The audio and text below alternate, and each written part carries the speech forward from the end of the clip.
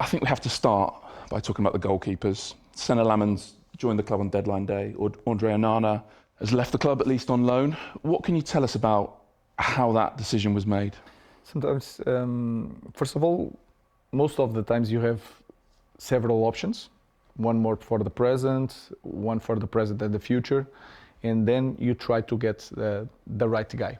What is possible, what is not possible, what is best for our moment as a club.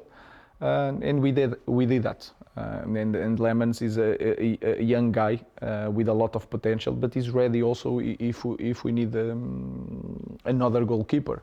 Andre Onana, I think he showed in Inter that he's a top goalkeeper. But sometimes things are not working in some environments, some moments. And I think we as a club and also Andre felt that is a moment to do a little change. We don't know the future, but was time to change. When was that decision made? Because at the start of the summer, at the start of the pre-season, it sounded like the club wasn't looking for a new goalkeeper. So when was that decision made? Maybe who made it? Was that your call? We do everything together. We are not going to do anything the other part. When I say other part, there is the manager, there is the sport director, there is the board that you have to convince, the CEO. So we try to do everything together. It's hard to talk about in football, to talk when we did that decision. We have a plan, and everybody knew that we want to address, especially in front, to score goals, and then we have different options, and we try to imagine the rest of the season, the moment of the players. We are talking with the players every day. We are assessing the market, so we knew that there was a lot of clubs after Lammens, and we have to project the future of the club, and that decision brought us Lammens. Was there a moment maybe where your mind was changed? No, it's not about the mind. Of course, if you ask any manager, you ask me a lot of questions today, in the next week, the answers would be different. Not the path, but the way to get the same destination is going to be different. And then you have to look at the performance, the moment, and you saw the last game. It's not about the last game of Andre, but so it wasn't like you watched the Grimsby game and thought, right, that's it. You can feel the environment, and then we look at the young talent like Lammens, and we went for it.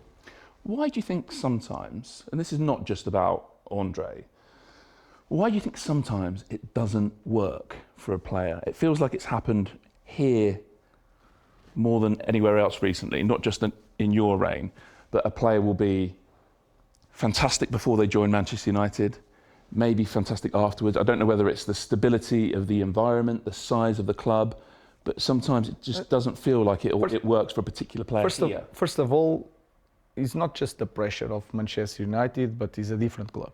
Yeah. And then I think we are building a stability, a base in the team, to try to help these new players to be better especially in the beginning, because the first image is really important. But if you go back in the past, this club had a very good base with Roy Keane, Gary Neville, all these guys. But I remember guys like world-class players like Veron had problems. Yeah. We had a situation in the past with the goalkeepers. We spent a lot of time trying to get the right goalkeeper in the past, and then Van der Sar came and was like a different player in that position. So it's not something that is happening now. It's happening now because we cannot win a lot of titles, and that it's even had more pressure to every player. But we had these moments in this kind of club. So we will try to build a stability and a base to help all these players, and we are building that. So in this moment, it's really hard for different players to adapt to this club. So who's the next Van der Sar? Who's the next? This week I hope to see Altai doing well like Van der Sar, and then in the future they have to fight for the place. And I think we as a team can help the goalkeepers also to be better. We are doing that, I think, because we are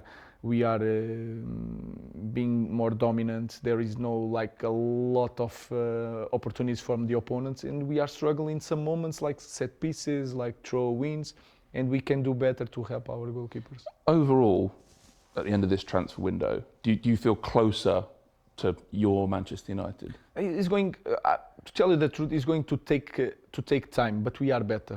I can see more in my team, a lot of things that I like.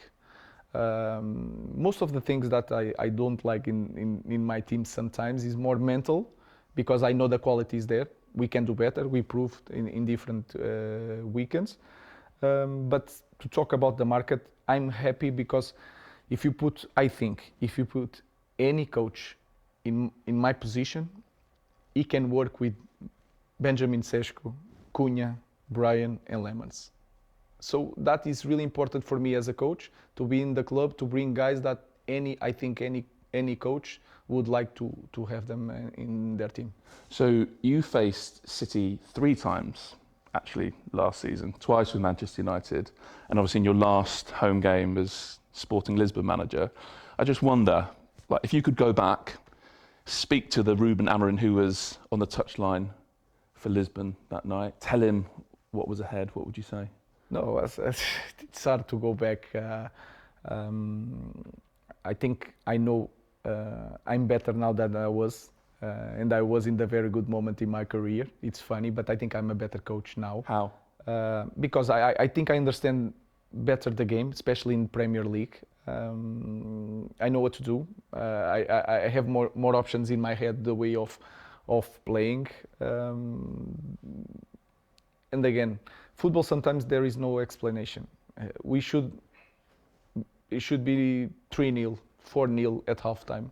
And some moments, a little bit of luck can change your life, a game, the momentum. So I think we play better against City in the other 2 games than with Sporting. With Sporting, we had a little bit luck. So for the United win at City last season, best moment? Was that the best result of your time in charge so far, would you say? No, I was not the feeling at the moment. We need that win really bad. It was an important moment, a good feeling, but I think the best moment is connected with the worst moment. The best moment was to reach the final, because it was so important for us to win a title and to go to Champions League, for example, and then it's connected with the loss. That was clearly the worst moment and the hardest moment as a manager in my life. So the best moment was the last game against Athletic Bilbao. That was the best moment because we reached a final. But had you won that final and been in the Champions League now, it was something you talked about last season. Were you ready for that? No, I think it's hard for the fans to understand, some people, some pundits to understand that, because that could bring us more money to spend, to change a lot of things in the team, more games to rotate the team and for everybody to be happy, especially in the club like this. But I think we need time, and we need time to train. So for me, was the best thing of losing, if there is a best thing of losing a final, was that time to improve not just the team but improve the club. So how do you use that extra time? I think you've got 3 games September, 3 games in October. How can you put that extra time on the training pitch with the players to use? You can work on and I think we showed that a little bit in the games. We play better. We are more dominant. We create more chances. We avoid more chances from the opponent. We are going to use every minute to improve our base, our way of playing, for them to have the adaptation, for them to understand every detail of the position. Then last year we reach a moment that you play a game, but then you cannot analyze with the players in video, whatever. The last game, the last mistakes, we had to play and then just focus on the next one. And sometimes I felt that you cannot improve in that way. You are just surviving, just preparing the next one. And nowadays you have a full week to put like a schedule, like you show the mistakes from the last game. Now you are showing what we did well in the last game, and then we have more 2 days to focus on the strategy for the next game. So I think we need that time. I probably should have asked you this question earlier in the interview, but you did say, I know you were emotional after Grimsby, but you said these 2 weeks would be a time to think. Was it a time to think? Yeah, of course. A time for conversations All with the time, people above you? all the time. And I spoke with Jason and Omar, and I watched a lot of games from our team. I spoke with the data guys to see what we can improve, where we at, and at the moment, I saw the games against City. We played in a different way in both games, so I used all this time to try to improve the team and try to improve the club. And were they happy conversations? Because actually, you talked about the data. The data's good.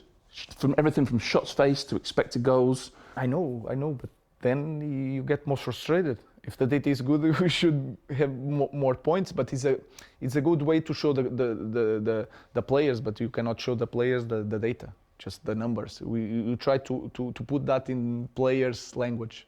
So What is that? What's players' language? Simple. I was a player, so I can talk. Yeah. It's simple things. It's to put big information in simple things, in simple sentences. And sometimes with image, it's easier for the players. So the language is different. Thank you so much. Thank you. Thanks, Ruben.